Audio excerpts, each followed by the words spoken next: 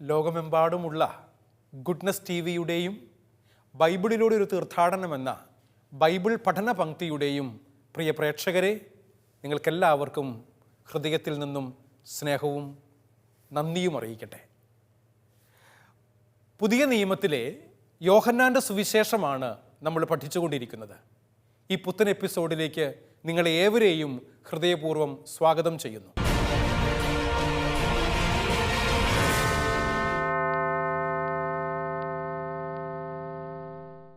കഴിഞ്ഞ എപ്പിസോഡുകളിൽ യോഹന്നാൻ്റെ സുവിശേഷം 13-ാം അധ്യായത്തിൻ്റെ 35 വരെയുള്ള വാക്യങ്ങളാണ് നമ്മൾ പഠിച്ചത്.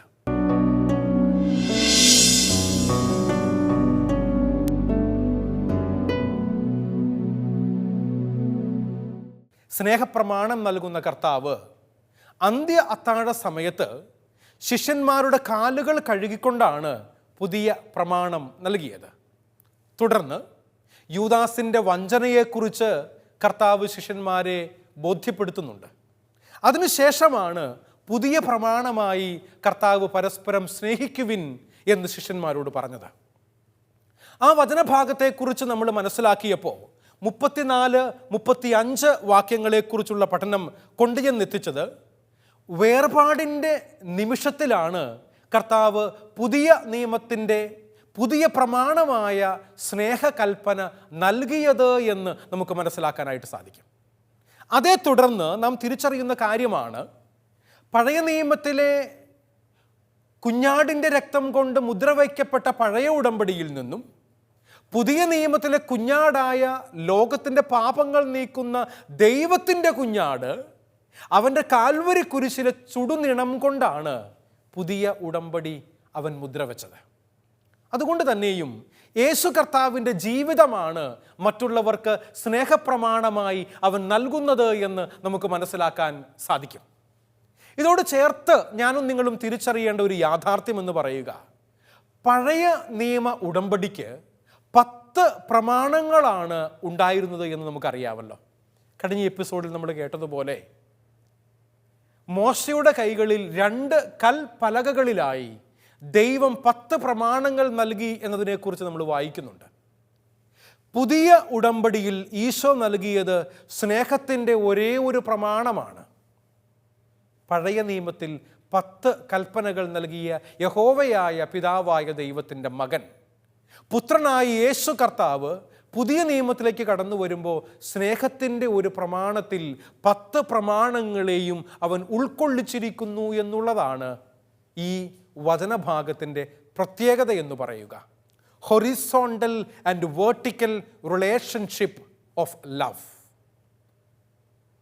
മുകളിലേക്ക് ദൈവത്തെയും വശങ്ങളിലേക്ക് സഹോദരങ്ങളെയും സ്നേഹിക്കുക എന്നുള്ള ഒരു പ്രമാണമാണ് 10 കൽപ്പനകളും കാച്ചി കുറുക്കിയെടുത്താൽ നമുക്ക് ലഭിക്കുകയെന്ന് നമുക്ക് മനസ്സിലാക്കാനായി സാധിക്കും. അതുകൊണ്ട് തന്നെയാണ് ഞാനും നിങ്ങളും മനസ്സിലാക്കുന്നത്, ഞാൻ നിങ്ങളെ സ്നേഹിച്ചതുപോലെ നിങ്ങളും പരസ്പരം സ്നേഹിക്കുവിൻ എന്നാണ് ഈശോ പറയുന്നത്.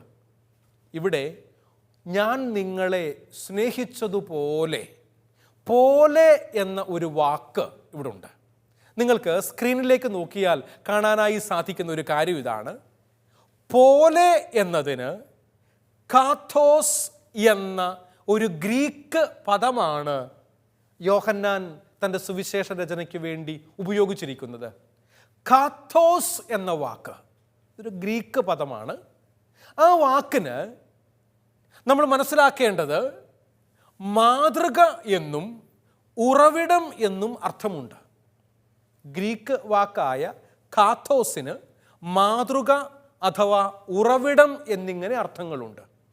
ഞാനാണ് സ്നേഹത്തിൻ്റെ മാതൃക എന്ന് പറഞ്ഞ് കർത്താവ് തന്നെ നൽകുന്നു എന്നോ, ഞാനാണ് സ്നേഹത്തിൻ്റെ ഉറവിടം, സ്റ്റാർട്ടിംഗ് പോയിന്റ് എന്ന് പറഞ്ഞുകൊണ്ട് കർത്താവ് സ്നേഹപ്രമാണത്തെ ബോധ്യപ്പെടുത്താൻ വേണ്ടിയിട്ടാണോ കാത്തോസ് എന്ന വാക്ക് ഗ്രീക്കിൽ ഉപയോഗിച്ചുകൊണ്ട് യോഹന്നാൻ തൻ്റെ സുവിശേഷ രചന നൽകിയിരിക്കുന്നത് എന്ന് നമുക്ക് തോന്നും.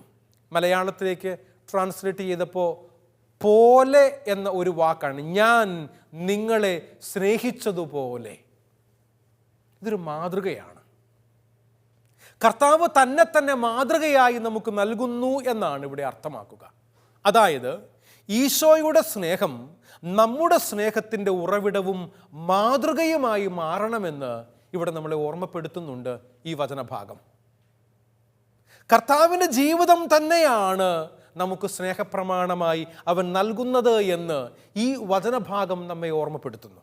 അതുകൊണ്ട് പുതിയ പ്രമാണമായി കർത്താവ് നൽകുന്ന സ്നേഹത്തിൻ്റെ കൽപ്പന തൻ്റെ രക്തം കൊണ്ട് മുദ്ര ചെയ്യപ്പെടുന്നു എന്നുള്ളത് മാത്രമല്ല, താൻ എപ്രകാരമാണോ മറ്റുള്ളവരെ സ്നേഹിച്ചത് അതുപോലെയാണ് നിങ്ങളും മറ്റുള്ളവരെ സ്നേഹിക്കേണ്ടത് എന്ന് സ്വന്തം ജീവിതം കൊണ്ട് അവൻ സാക്ഷ്യപ്പെടുത്തുന്നു എന്നുള്ളതാണ് ഇതിൻ്റെ പ്രത്യേകതയായി സഹോദരങ്ങളെ ഞാനും നിങ്ങളും മനസ്സിലാക്കുന്നത്.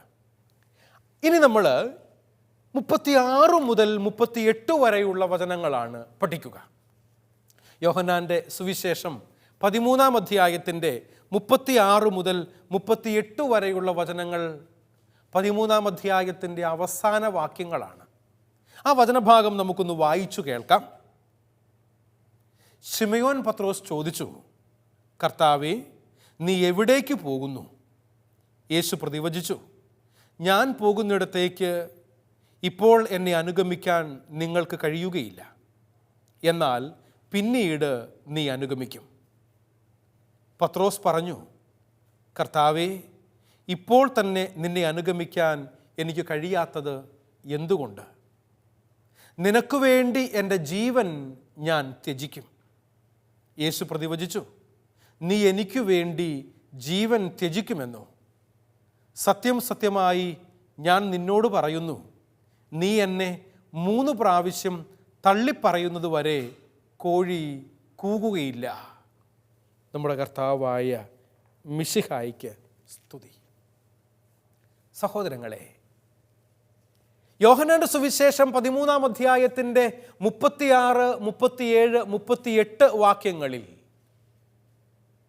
ശിമയോൻ പത്രോസ് യേശു കർത്താവിനോട് സംസാരിക്കുകയും കർത്താവ് ശിമയോൻ്റെ ചോദ്യത്തിന് നൽകുന്ന ഉത്തരവുമാണ് പ്രതിപാദ്യ വിഷയം. ഈ വചനഭാഗത്തിന് ഞാൻ കൊടുത്തിരിക്കുന്ന ടൈറ്റിൽ നിഷേധത്തെക്കുറിച്ചുള്ള പ്രവചനമെന്നാണ്. നിങ്ങൾക്ക് അത് സ്ക്രീനിൽ കാണാനായിട്ടും സാധിക്കും. നിഷേധത്തെക്കുറിച്ചുള്ള പ്രവചനം. എന്തുകൊണ്ടാണ് ശിമയോൻ പത്രോസുമായുള്ള യേശു കർത്താവിൻ്റെ സംസാരത്തെ നിഷേധത്തെക്കുറിച്ചുള്ള പ്രവചനം എന്ന രീതിയിൽ അവതരിപ്പിച്ചിരിക്കുന്നത് എന്ന് ചോദിച്ചാൽ അതിൻ്റെ കാരണം വ്യക്തമാണ്. 36-ാമത്തെ വാക്യത്തിൽ നമ്മൾ വായിക്കുന്നു, ശിമയോൻ പത്രോസ് ഈശോയോട് ചോദിക്കുകയാണ്, കർത്താവേ, നീ എവിടേക്ക് പോകുന്നു? ഈശോ തൻ്റെ മരണത്തെക്കുറിച്ച് സംസാരിക്കുകയാണ്. തൻ്റെ കുരിശുമരണത്തെക്കുറിച്ച് അവൻ സംസാരിക്കുമ്പോൾ ഞാൻ എൻ്റെ പിതാവിൻ്റെ അടുക്കലേക്ക് പോകുന്നു എന്ന് പറയുമ്പോൾ ശിമയോൻ പത്രോസിൻ്റെ സംശയം ന്യായമാണ്. കർത്താവേ, നീ എവിടേക്കാണ് പോകുന്നേ? മറ്റൊരു സ്ഥലത്ത് തോമാസ് ശ്ലീഹായും ഇതിന് സമാനമായ ഒരു ചോദ്യം ചോദിക്കുന്നുണ്ട്, കർത്താവേ, നീ എവിടേക്ക് പോകുന്നു എന്ന് ഞങ്ങൾക്ക് അറിഞ്ഞുകൂടാ, പിന്നെ വഴി ഞങ്ങൾ എങ്ങനെ അറിയും? അവിടെയാണ് ഈശോ പറയുന്നത്, വഴിയും സത്യവും ജീവനും ഞാനാണെന്ന്.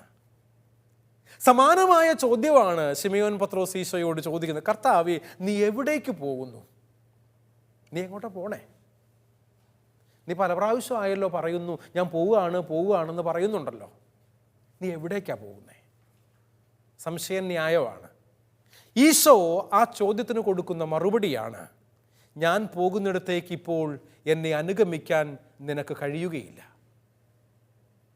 ഞാൻ പോകുന്ന ഇടത്തേക്ക് എന്നോടൊപ്പം വരാൻ, എൻ്റെ പുറകെ വരാൻ നിനക്കിപ്പോൾ സാധ്യമല്ല എന്ന് ശിമയോൻ പത്രോസിനോട് ഈശോ പറയുന്നുണ്ട്. എന്നിട്ട് കൂട്ടിച്ചേർക്കുകയാണ്, എന്നാൽ പിന്നീട് നീ അനുഗമിക്കും. 36-ാമത്തെ വാക്യമാണ്.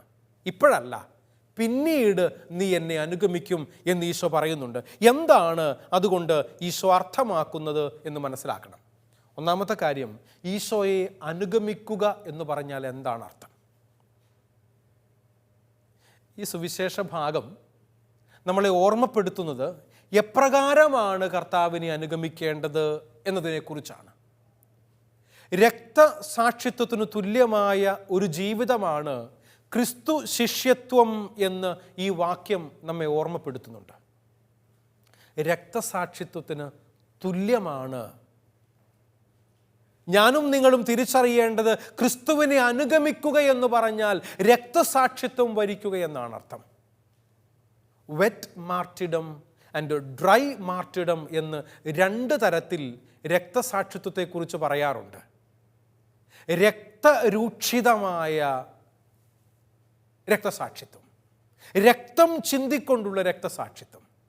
മറ്റൊന്ന് ഡ്രൈ മാർട്ടിഡമാണ്, രക്തം ചിന്താതെ ദുഃഖങ്ങളിലൂടെ, സഹനങ്ങളിലൂടെ, പ്രയാസങ്ങളിലൂടെ, രോഗങ്ങളിലൂടെ കടന്നു പോകുന്ന വ്യക്തികൾ ചിലപ്പോഴെങ്കിലുമൊക്കെ അത് ദൈവത്തിന് സമർപ്പിച്ചുകൊണ്ട് ജീവിക്കുമ്പോൾ അത് രക്തരഹിതമായ രക്തസാക്ഷിത്വമായി മാറുന്നുണ്ട് എന്ന് നമുക്ക് മനസ്സിലാക്കാനായിട്ട് സാധിക്കും.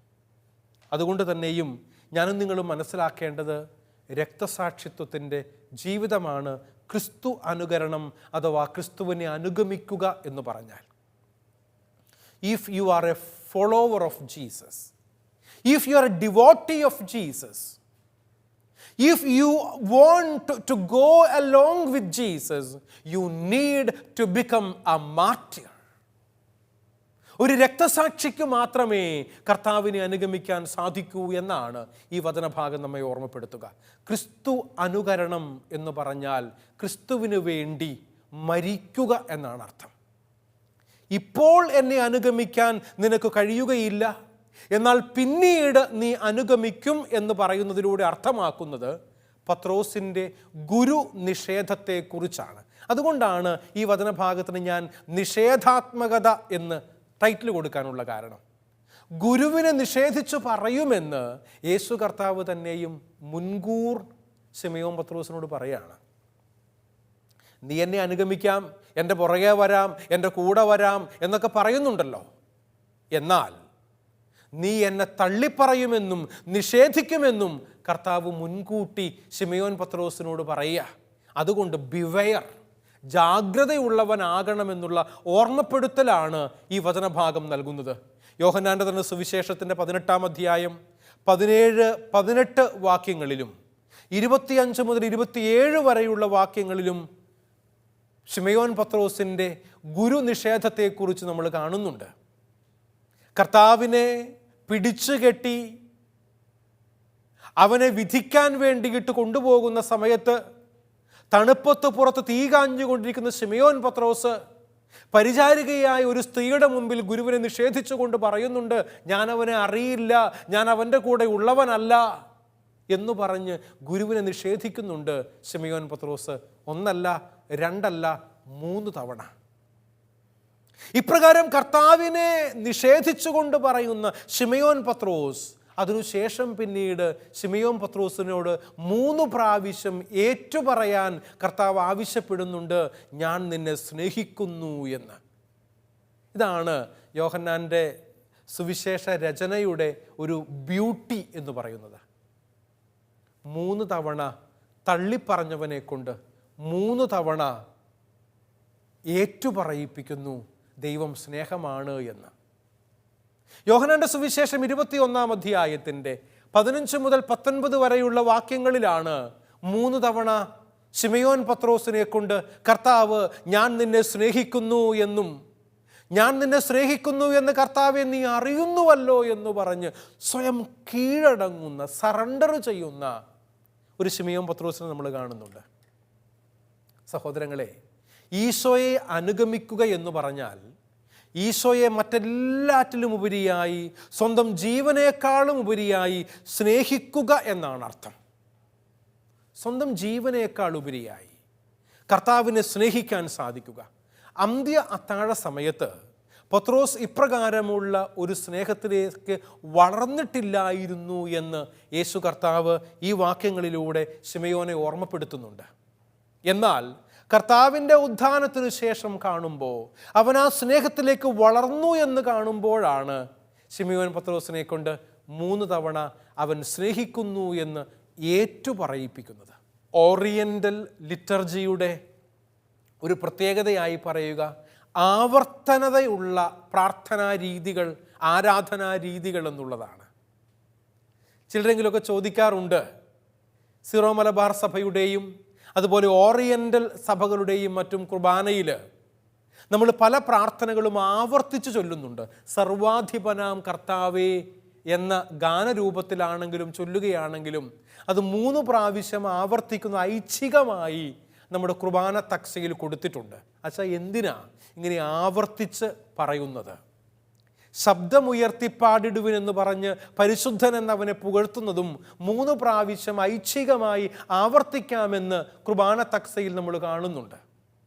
സ്വർഗസ്ഥനായ പിതാവേ എന്ന പ്രാർത്ഥന ആവർത്തിച്ച് പ്രാർത്ഥിക്കുന്നതായി നമ്മൾ കാണുന്നുണ്ട്. ചിലരെങ്കിലുമൊക്കെ ചോദിക്കാറുണ്ട്, അച്ഛാ എന്തിനാ ഇങ്ങനെ ആവർത്തിച്ച് നമ്മുടെ ആരാധനാക്രമത്തിൽ ചില പ്രാർത്ഥനകൾ, ചില ഗാനങ്ങളൊക്കെ ചൊല്ലുന്നത്, പാടുന്നത് എന്ന്? ഇതൊരു ഓറിയൻ്റൽ ട്രഡീഷൻ്റെ ഭാഗമാണ്. നമ്മുടെ ആരാധനാക്രമത്തിൻ്റെ ഒരു പ്രത്യേകതയാണ് ആവർത്തിച്ച് ഒരു കാര്യത്തെ അരക്കിട്ടുറപ്പിക്കുക എന്നുള്ളത്.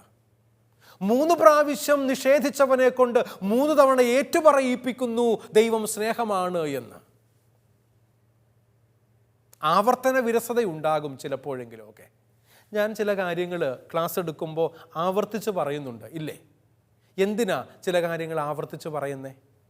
ഞാൻ എല്ലാം ആവർത്തിക്കാറില്ല, ചില കാര്യങ്ങൾ ആവർത്തിക്കാറുണ്ട് താനും. അതിൻ്റെ കാരണം ഞാൻ ആവർത്തിക്കുന്നത് പ്രധാനമാണ് എന്ന് തോന്നുന്ന കാര്യങ്ങളാണ്. നമ്മൾ എഴുതുകയാണെങ്കിൽ ചില കാര്യങ്ങളൊക്കെ അണ്ടർലൈൻ ചെയ്ത് വെക്കാറുണ്ട്. എന്തിനാ അണ്ടർലൈൻ ചെയ്യുന്നത്? അത് പ്രാധാന്യമുള്ളവയാണ് എന്ന് കാണിക്കാൻ വേണ്ടിയിട്ടാണ്. നമ്മൾ കമ്പ്യൂട്ടറൈസ് ചെയ്യുമ്പോൾ അത് ബോൾഡ് ചെയ്യാം, അല്ലെങ്കിൽ അണ്ടർലൈൻ ചെയ്യാം. പല രീതിയിൽ അതിനെ നമുക്ക് പ്രത്യേകതയുള്ള വാക്യങ്ങളായി കാണിക്കാൻ വേണ്ടി പറ്റും.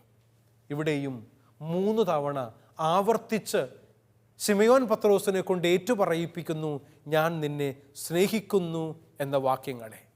എന്ന് പറഞ്ഞാൽ ഈശോയെ അനുഗമിക്കുവാനുള്ള കൃപാവരവും ശക്തിയും നമുക്ക് നൽകുന്നത് കർത്താവാണ് എന്നുള്ള ഓർമ്മപ്പെടുത്തലാണ് സഹോദരങ്ങളെ ഈ 36 മുതൽ 38 വരെയുള്ള വചനങ്ങളിലൂടെ യോഹന്നാൻ ശ്ലീഹ നമുക്ക് നൽകാൻ ആഗ്രഹിക്കുന്നത്. സ്വന്തം ശക്തിയാൽ സാധിക്കുന്ന ഒന്നല്ല എന്നും അത് ശിമയോൻ പത്രോസുമായുള്ള യേശുവിൻ്റെ സംഭാഷണത്തിലൂടെ നമ്മളെ ഓർമ്മപ്പെടുത്തുന്നു. ദൈവകൃപയില്ലാതെ നമുക്കാർക്കും അവൻ രക്ഷകനാണെന്ന് ഏറ്റുപറയുക സാധ്യമല്ല. ഇത് ദൈവത്തിൻ്റെ കൃപാവരമാണ് സഹോദരങ്ങളെ. ദൈവകൃപയിൽ ആശ്രയിച്ചുകൊണ്ട് ജീവിക്കുക എന്നുള്ളതാണ് അവൻ നമ്മിൽ നിന്നും ആവശ്യപ്പെടുന്ന കാര്യം.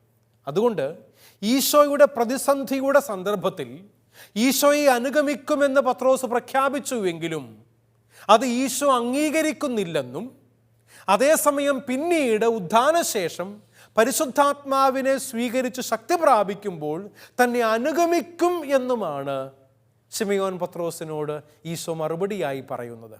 നീ എന്നെ ഇപ്പോൾ നിഷേധിക്കുമെങ്കിലും പരിശുദ്ധാത്മാവ് വന്നു കഴിയുമ്പോൾ നീ എന്നെ അനുഗമിക്കും, നീ എന്നെ ഏറ്റുപറയും, നീ എൻ്റേതായി ജീവിക്കും.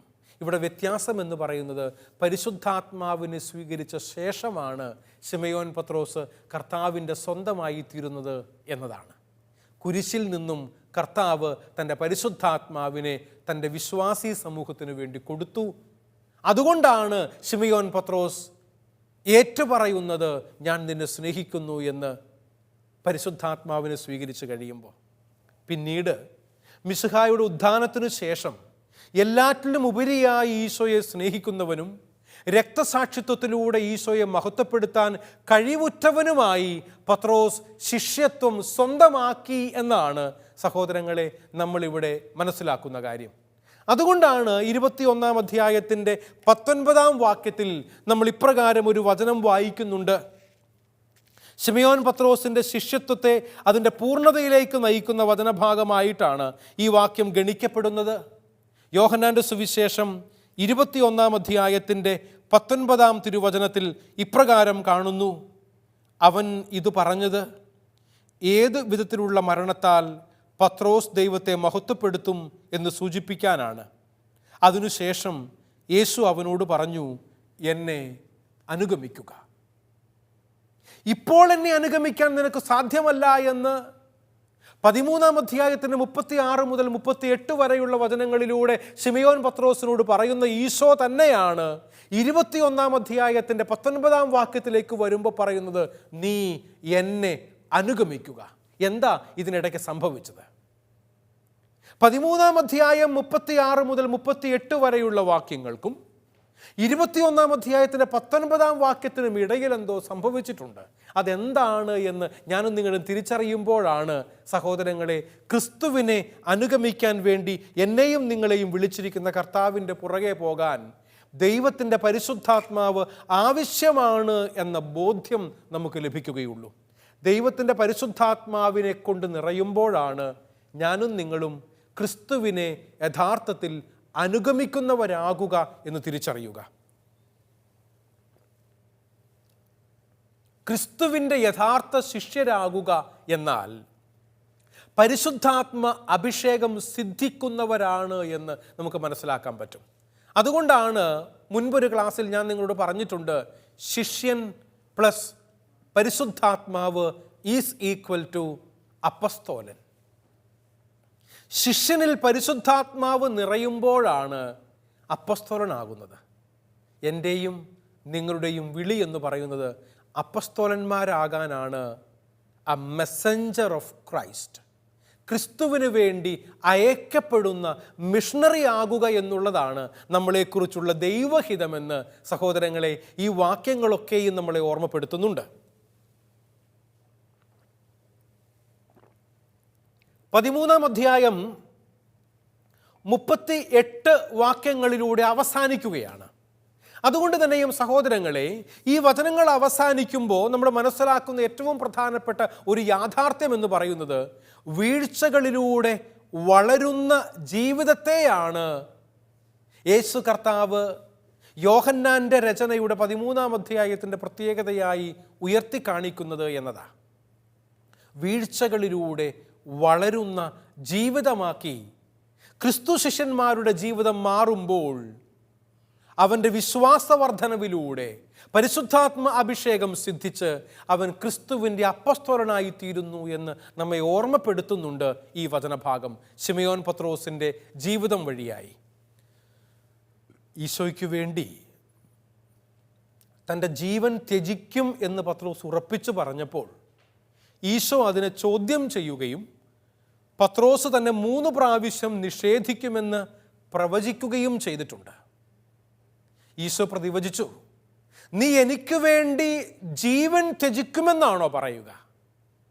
സത്യം സത്യമായി ഞാൻ നിന്നോട് പറയുന്നു, നീ എന്നെ 3 പ്രാവശ്യം തള്ളിപ്പറയുന്നത് വരെ കോഴി കൂവുകയില്ല. 38-ാമത്തെ വാക്യമാണ്. ഞാൻ നിന്നെ അനുഗമിക്കാമെന്ന് ശിമയോൻ പത്രോസ് ഈശോയോട് പറയുന്നുണ്ട്. എന്ത് പ്രതിസന്ധികൾ വന്നാലും പ്രശ്നങ്ങൾ വന്നാലും ഞാൻ നിന്നെ അനുഗമിക്കും. ധൈര്യത്തോടെയൊക്കെയാണ് ശിമയോൻ പത്രോസ് പറഞ്ഞത്. പക്ഷെ ഒരു പ്രശ്നമുണ്ട്, പത്രോസിൽ അതുവരെയും പരിശുദ്ധാത്മാവ് നിറഞ്ഞിരുന്നില്ല. സഹോദരങ്ങളെ, ക്രിസ്തുവിനെ അനുഗമിക്കാൻ നീ ആഗ്രഹിക്കുന്നെങ്കിൽ ആദ്യം വേണ്ടത് വിശ്വാസത്തോടെ പരിശുദ്ധാത്മ നിറവിന് വേണ്ടി പ്രാർത്ഥിക്കുക എന്നതാണ്. ആത്മീയ ജീവിതം നയിക്കുന്ന വ്യക്തികൾക്ക് ക്രിസ്തു അനുകരണം എളുപ്പമായി തീരുമെന്ന് ഈ ദൈവത്തിൻ്റെ വചനം നമ്മളെ ഓർമ്മപ്പെടുത്തുന്നുണ്ട്. അതുകൊണ്ട് തന്നെയും ഈശോയുടെ ഉത്ഥാനത്തിന് ശേഷം ഈശോയുമായുള്ള സ്നേഹബന്ധത്തിൽ പത്രോസ് ഉറപ്പിക്കപ്പെടുന്ന ഒരു രംഗത്തെക്കുറിച്ച് വിവരണം നൽകുന്നുണ്ട് 21-ാം അധ്യായത്തിൻ്റെ 1 മുതൽ 9 വരെയുള്ള വാക്യങ്ങളിൽ. ഈശോയുമായി ഇഴപിരിക്കാൻ പറ്റാത്ത വിധം ഗാഢമായ സ്നേഹബന്ധത്തിലാകുന്നു. അന്ത്യത്താഴ സമയത്ത് മറ്റൊരു ശിഷ്യൻ കർത്താവിൻ്റെ വക്ഷസിലേക്ക് മാറിടത്തിലേക്ക് ചാരിക്കിടക്കുന്നതായി നമ്മൾ കാണുന്നുണ്ട്. കർത്താവിൻ്റെ വത്സല ശിഷ്യൻ യോഹന്നാനാണ് എന്നാണ് ബൈബിൾ പണ്ഡിതന്മാർ നമ്മളെ ഓർമ്മപ്പെടുത്തുന്നത്. ശിഷ്യന്മാരിൽ ഇളയവനായ യോഹന്നാനായിരുന്നു കർത്താവിൻ്റെ മാറോട് ചേർന്ന് കിടന്നത് എന്ന് പറയുന്നുണ്ട്. ഇപ്രകാരം ഇഴപിരിക്കാൻ സാധിക്കാത്ത വിധം കർത്താവിനോട് ചേർന്നിരിക്കാൻ വേണ്ടിയിട്ടുള്ള വിളിയാണ് അവനെ അനുഗമിക്കുക എന്ന് പറയുന്നതിലൂടെ ഞാനും നിങ്ങളും സ്വന്തമാക്കുന്നത്. 3 പ്രാവശ്യം തന്നെ നിഷേധിച്ചു പറഞ്ഞ പത്രോസിനോട് 3 പ്രാവശ്യം നീ എന്നെ സ്നേഹിക്കുന്നുവോ എന്ന് ചോദിക്കുകയും, ഉവ്വ് കർത്താവേ, ഞാൻ നിന്നെ സ്നേഹിക്കുന്നുവെന്ന് നീ അറിയുന്നുവല്ലോ എന്ന് പത്രോസിൽ നിന്ന് മറുപടി സ്വീകരിക്കുകയും ചെയ്തുകൊണ്ടാണ് യേശു കർത്താവ് തന്നെ അനുഗമിക്കാൻ ശിമയോൻ പത്രോസ് റെഡിയാണ് എന്ന് ഉറപ്പിക്കുന്നത്. സഹോദരങ്ങളെ, മറ്റൊരു വസ്തുത കൂടെ ഇവിടെ ശ്രദ്ധിക്കപ്പെടേണ്ടതുണ്ട് എന്നാണ് എനിക്ക് തോന്നുന്നത്. എന്താണെന്നറിയാവോ? വീഴ്ചകളിലൂടെ, ടൈറ്റിൽ നമ്മൾ പറഞ്ഞതുപോലെ വീഴ്ചകളിലൂടെ വളരുന്ന ഒരു പ്രക്രിയയാണ് ക്രിസ്തു ശിഷ്യത്വം എന്ന് പറയുന്നത്. ക്രിസ്തുവിൻ്റെ ശിഷ്യരാകുക എന്ന് പറഞ്ഞാൽ വീഴ്ചകളില്ലാത്ത ജീവിതമെന്ന് അർത്ഥമില്ല കേട്ടോ. ചിലരെങ്കിലുമൊക്കെ ധ്യാന കേന്ദ്രങ്ങളിൽ വന്ന് പ്രാർത്ഥിച്ച് രോഗശാന്തിക്ക് വേണ്ടി, സാമ്പത്തിക ബുദ്ധിമുട്ടുകൾ വിട്ടുപോകാൻ വേണ്ടി, കടബാധ്യതകൾ മാറാൻ വേണ്ടി, കുടുംബ പ്രശ്നങ്ങൾ തീരാൻ വേണ്ടിയിട്ട്, ജോലി കിട്ടാൻ വേണ്ടി, വിവാഹ തടസ്സം മാറിക്കിട്ടാൻ വേണ്ടി പലതരത്തിലുള്ള ആവശ്യങ്ങളുമായിട്ട് ധ്യാന കേന്ദ്രങ്ങളിൽ വരുന്ന ആൾക്കാരുണ്ട്. നല്ലത് തന്നെയും പ്രാർത്ഥിക്കണം. നമ്മൾ ബുദ്ധിമുട്ടുകളും പ്രയാസങ്ങളും വരുമ്പോൾ കൂടുതൽ പ്രാർത്ഥിക്കണം. പക്ഷേ ഇവിടെ പ്രശ്നം എന്താണെന്നറിയാവോ? ധ്യാന കേന്ദ്രത്തിൽ വന്നു എന്ന് കരുതിയത് കൊണ്ട് മാത്രമോ, ഞാൻ പ്രാർത്ഥിക്കുന്നു എന്ന് പറയുന്നത് കൊണ്ട് മാത്രമോ, പരിശുദ്ധാത്മ അഭിഷേകം എനിക്കുണ്ട് എന്ന് കരുതുന്നത് കൊണ്ട് മാത്രമോ നീ ക്രിസ്തുവിൻ്റെ ശിഷ്യനായി തീരുന്നില്ല. മറിച്ച് വീഴ്ചകളുണ്ടാകും. എന്നാൽ വീണെടുത്ത് കിടക്കേണ്ടവനല്ല, മറിച്ച് പന്നിക്കൂട്ടിൽ നിന്നും ധൂർത്തപുത്രൻ എഴുന്നേറ്റ് പിതാവിൻ്റെ അടുക്കലേക്ക് പോയതുപോലെ നീ ഉയർത്തെഴുന്നേൽക്കേണ്ടവനാണ്. വീണ ഇടങ്ങളിൽ നിന്നും കർത്താവിൻ്റെ സന്നിധിയിലേക്ക് വീണ്ടുമുള്ള തിരിച്ചുവരവ് അവൻ നമ്മോട് ആവശ്യപ്പെടുന്നുണ്ട്. സഹോദരങ്ങളെ, സഭയുടെ നേതൃത്വത്തിലേക്ക് വിളിക്കപ്പെട്ട് ഈശോയുടെ ജീവിതാനുഭവത്തിൽ പ്രത്യേകം പങ്കാളികളാകാൻ ഭാഗ്യം സിദ്ധിക്കേണ്ടവരാണ് ഞാനും നിങ്ങളും. ശിമയോൻ പത്രോസിൻ്റെ ഭാഗ്യവും അതുതന്നെയാണ്. എന്ന് പറഞ്ഞാൽ സഭയുടെ നേതൃത്വത്തിലേക്ക് വിളിക്കപ്പെട്ട് ഈശോയുടെ ജീവിതാനുഭവത്തിൽ പ്രത്യേകം പങ്കാളിയാകാൻ ഭാഗ്യം സിദ്ധിച്ച പത്രോസാണ് ഈശോയെ 3 പ്രാവശ്യം തള്ളിപ്പറഞ്ഞത്. തള്ളിപ്പറഞ്ഞു എന്ന കാരണത്താൽ ശിമയോൻ പത്രോസിനെ കർത്താവ് മാറ്റി നിർത്തിയില്ല കേട്ടോ. ചിലപ്പോഴെങ്കിലുമൊക്കെ എനിക്ക് തോന്നിയിട്ടുള്ളതും ഈ അടുത്ത കാലത്ത് ഒരു പുസ്തകത്തിൽ, ആത്മീയ ഗ്രന്ഥത്തിൽ വായിച്ചതുമായ ഒരു കാര്യം ഇതാണ്. ഒരു പക്ഷേ കർത്താവിൻ്റെ മരണത്തിനും ഉത്ഥാനത്തിനും മുൻപ് തന്നെ യൂദാസ് കറിയോത്ത മരിച്ചതുകൊണ്ടാണ്, ആത്മഹത്യ ചെയ്തതുകൊണ്ടാണ് വീണിട്ടും മാനസാന്തരപ്പെട്ട് തിരിച്ചു വരാൻ താല്പര്യമുണ്ടാകുമോ എന്ന് കാത്ത് യൂദാസ് കറിയോത്തയോട് പോലും ക്ഷമിച്ച് യൂദാസ് കറിയോത്തയെ തിരുസഭയുടെ അധിപനായി നിയമിക്കാതിരുന്നത് അവൻ കർത്താവ് മരിച്ചുയർത്ത് ആ സമയത്തിന് മുൻപായി അവൻ ആത്മഹത്യ ചെയ്തുകൊണ്ടാണ് എന്ന് ഒരു ആത്മീയ ഗ്രന്ഥകർത്താവ് എഴുതി വച്ചിട്ടുണ്ട്.